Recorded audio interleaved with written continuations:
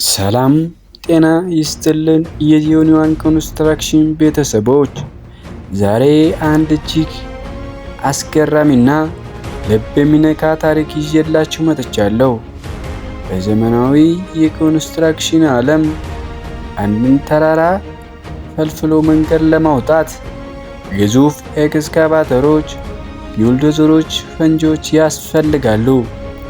ነገር ግን አንድ ሰው ብቻውን ያለምንም ማሽን በትንሽ መዶሻና ዶማ ብቻ ግዙፍ ተራራ ሰንጥቆ መንገድ ሊያወጣ ይችላል ብትባሉ ታምናላችሁ?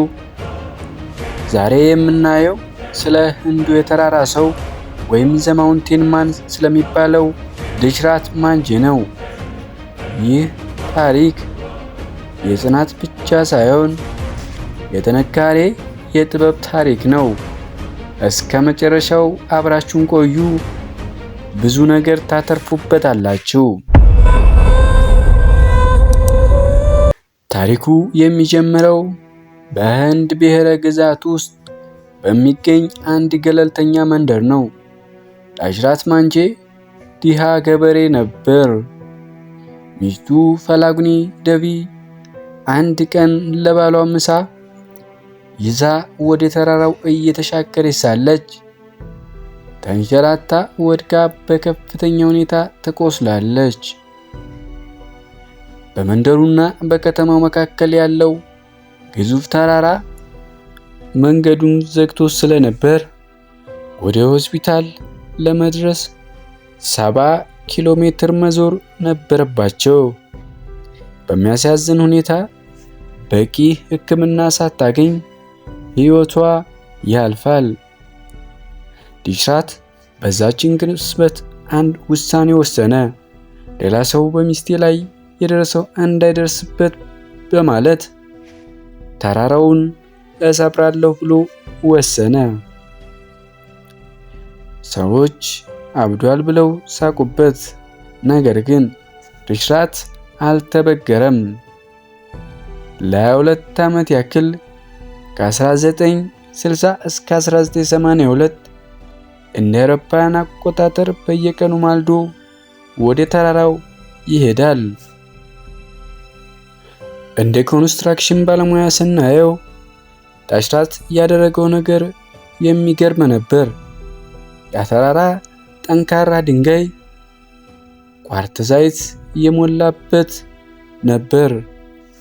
ዲሽራት ድንጋዩን በቀላሉ ለመስበር አንድ ብልሃት ይጠቀም ነበር።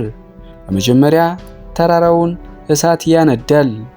ድንጋዩ እንደ ግል ያደርገዋል።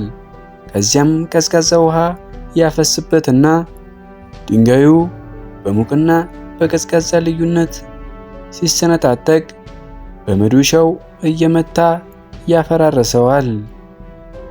ይህ ሰው ብቻውን 110 ሜትር ርዝመት ያለው፣ 9 ሜትር ስፋት ያለው እና 7.5 ሜትር ከፍታ ያለው መንገድ በተራራው መካከል ሰነጠቀ። ከ22 ዓመት በኋላ ዲሽራት ስራውን አጠናቀቀ። ቀድሞ 72 ኪሎ ሜትር ይፈጅ የነበረው ወደ 1 ኪሎ ሜትር ወረደ። መንገዱ ከትምህርት ቤትና ከጤና ጣቢያ ጋር ተገናኘ።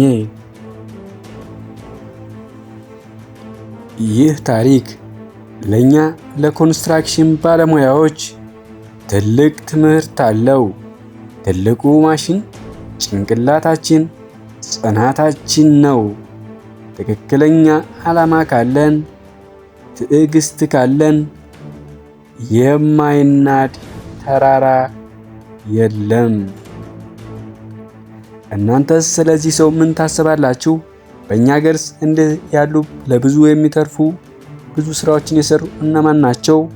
ኮሜንት ላይ አስቀምጡልኝ። ቪዲዮ ከተመቻችሁ ላይክ ማድረጋችሁን፣ ለሌሎች እንዲደርስ ሼር ማድረጋችሁን አትርሱ። በሚቀጥለው ቪዲዮ እስከምንገናኝ መልካሙን ተመኝቻለሁ።